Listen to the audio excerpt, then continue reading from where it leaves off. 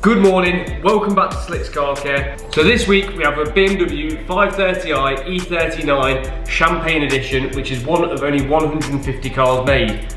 Now, as you've already seen from the introduction, certain areas in the car are absolutely battered. So this car is in for a single stage paint enhancement with spot correction. So the areas which aren't in fitting with the rest of the car are going to get extra attention. Let me show you those areas now. So this is the bonnet on the car. Although it's not perfect, it's also not horrendous either, but let me show you some of the other panels. So the roof of the car is not looking too great, with quite a few deep scratches, lots of swirling. So this is going to be one panel, especially as it's upwards facing, that's going to get plenty of attention. As well as the boot lid. Lots of lovely deep scratches and potentially marks from people holding the keys and shutting the boot. But yeah, that's also going to need lots of cutting to be able to get that in fitting with the bonnet. Just above the fuel filler cap as well, we've got some chafe marks from where the petrol pump has been pulled over and the car has been filled here. So we've got lots of lovely scratches here to deal with. And also this chafe mark here, which I'm not sure exactly what would have caused this, but it looks like similar damage to the damage above the fuel filler. We'll also give the headlights a light restoration. There's a slight crazing in the plastic which we can't fix, but there's also a yellowing in the lens which we can. And just generally, some of the panels on the car are just looking a bit worse for wear. So yeah, we've definitely got our work cut out on this one. How nice though is it to see a black car back in the unit? We're going to get some lovely before and afters on this. Some very nice 50/50s. So let's not hang around, let's get straight on with it.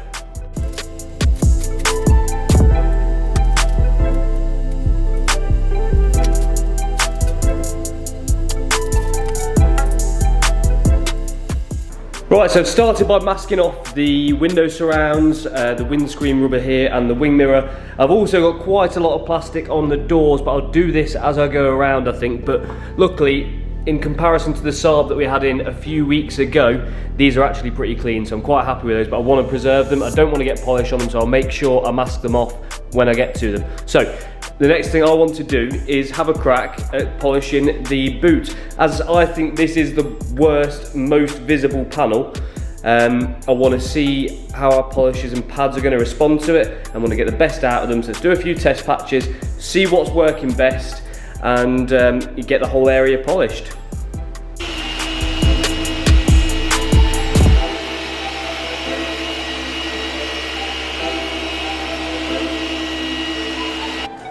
Right, although there is an improvement by using that combination, it's definitely not enough, so we definitely need to up the cut.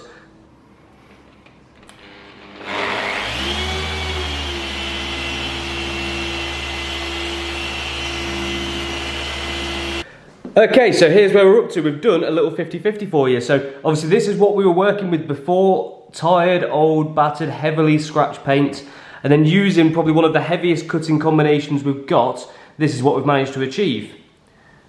So obviously there is some hazing, so it's going to need refining, but you can see there's an absolutely huge difference. There is still some deeper scratches that are they removable? Not sure. Definitely not without a much larger amount of time to spend on the car, but you can see there's a huge difference between the two.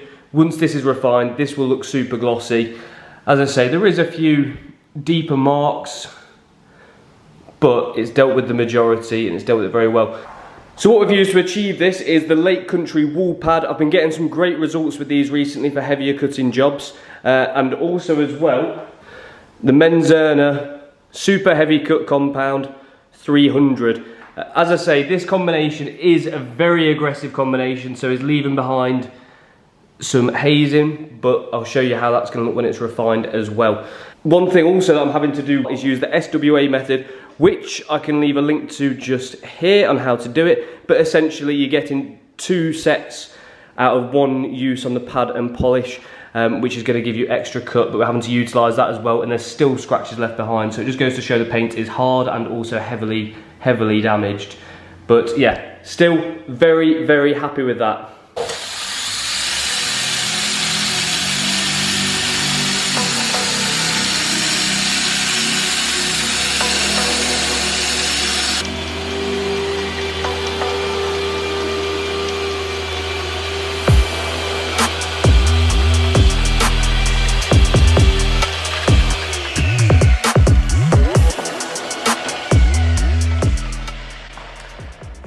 enjoying this sort of content, please consider hitting the subscribe button. It really helps support the channel.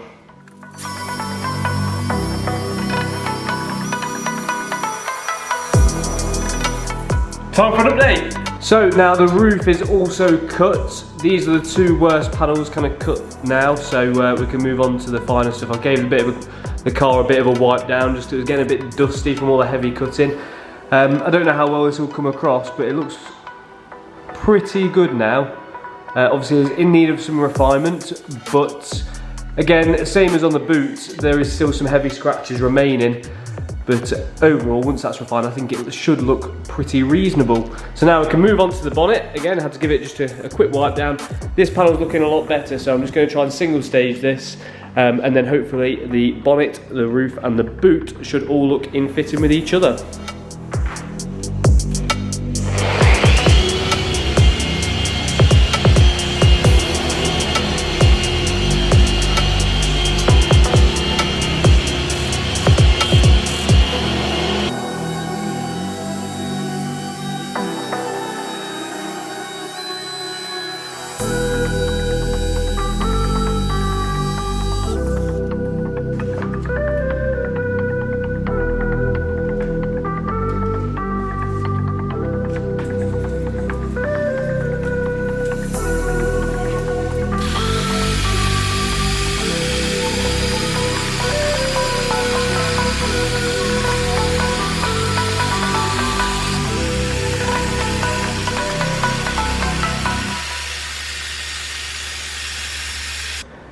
Okay, so as we expected, the bonnet has been painted.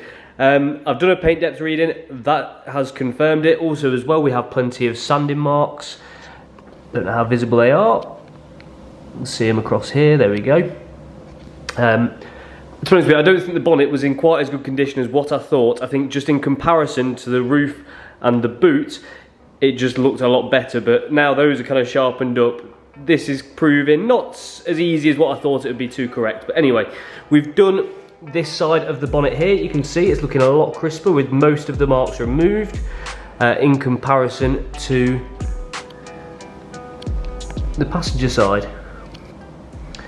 It's quite nice to work on a black car for a change. As a detail, it tends to be all you get is dark colours, but for the past few cars all we've had is like silvers, greys, whites. So to have something like this where you can really see that the paintwork's looking immaculate is quite rewarding, really. So yeah, got this half of the bonnet to do, and then we can start on the rest of the car. Right, if anyone knows how to stop this, please let me know, because there must be 5-6 meters of cable here, and every single inch of it has now decided that it wants to identify as spaghetti. Useless.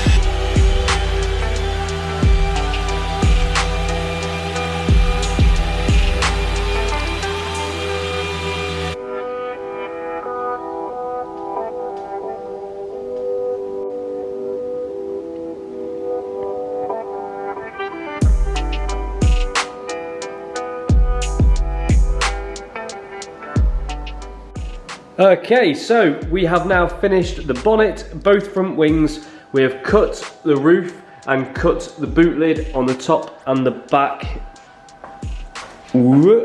as well. Now, I've done a little sneak peek here, because obviously this still needs refining, but I've done a tiny little test patch to see how it's going to come out.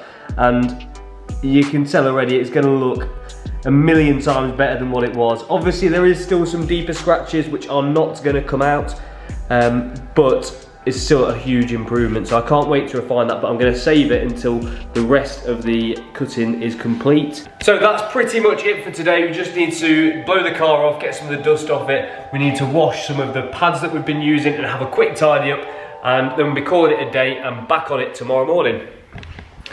Right, day number 2. We have some posts. Let's check out what we've got. I can't really remember what I ordered. There's drying towels and things like that, but I can't remember exactly, so hopefully there's something exciting and something useful. So we have clay, clay, and some more clay. That's definitely useful. We've got 3 soft and 1 medium for heavy overspray and things like that, and just general decontamination. The soft ones are for. We've got some tyre dressing applicators. We've got some coarse blue wool pads. They're going to come in handy for this BMW because that's what I've been using luckily, and I am running out. We also got some 1-inch coarse, which are going to be helpful for the intricate bits. Again, the coarse blue wool.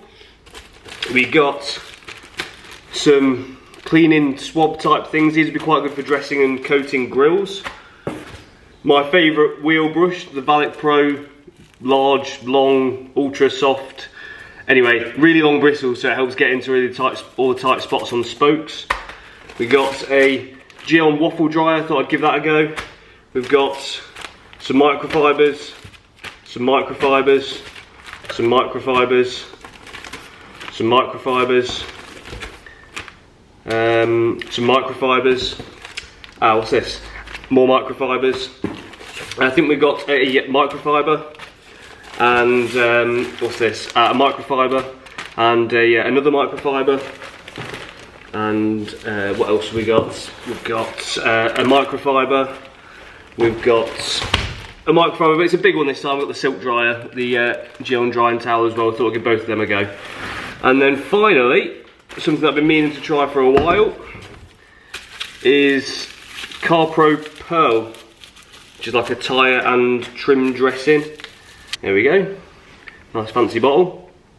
So that's supposed to be dilutable for like engine bays, and you're supposed to be able to use it on tyres and things like that. It's supposed to leave quite a nice finish, so looking forward to trying that. And that is it. These have arrived just in time. I'm going to put the 1-inch blue wool pads to use around the indicators and the plastic trim on the wings, and then they're done and I can start on the front bumper.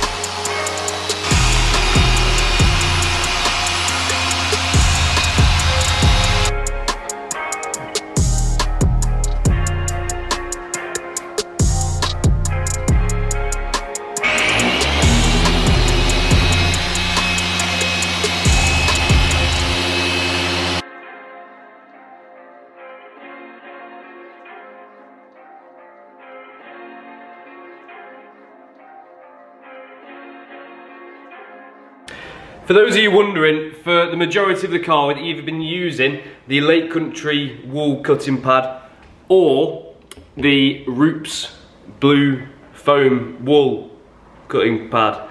Obviously we needed quite a lot of cut for this car to get through lots of the scratches, so we've gone for a heavy combination. Compound wise, we've been using Koshikemi H9 or the Scholl E1500, which are both heavy cuts as well. For refining, obviously we're going back to Roops Yellow and something fairly medium to fine cut, so probably be Koshikemi F6, just to try and get through the hazing and some of the lighter defects. If we can improve some of the other scratches while we're doing it, that'd be nice. Also as well, on another note, quite impressed with these cloths, the Geon soft wipes, which I don't know, seem quite good for taking polish off. Really, they do it quite easily and quickly, like, you know what I'm saying?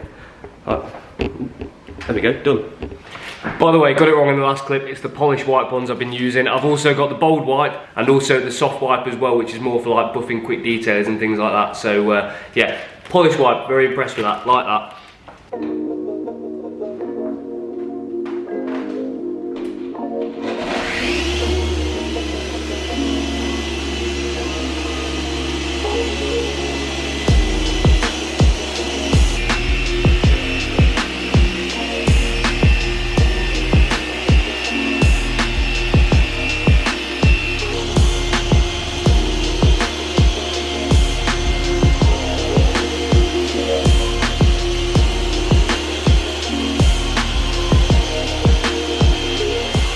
Just quickly, for those of you that don't know, I'm going to explain the refining process. So this is part of the panel that we've cut already, so we've removed as much of the deep scratching as we can in the package that we're going for. And then as I slide on over to the left, you can see there's a big jump in clarity in the section that we've refined. This is because by cutting the paint, it leaves lots of micro scratches, which in turn need removing with a finer polish and pad combination, which will restore gloss and clarity to the paint.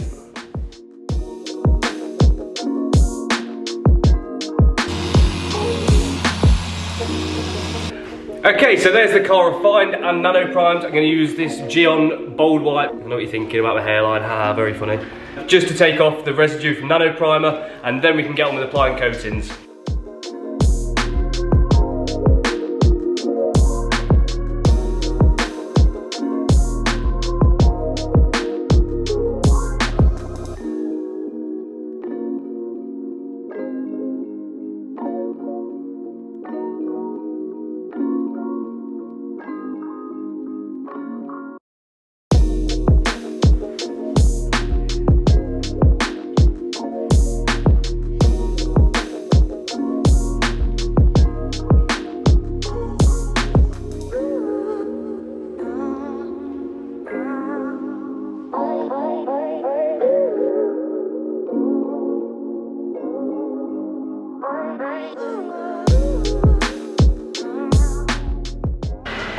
Okay, so that is the BMW 530i now complete. We've obviously applied the coatings. I've coated the grills as well. We're not having any glass coatings or interior coatings or wheel coatings on this one. It's just the paint work.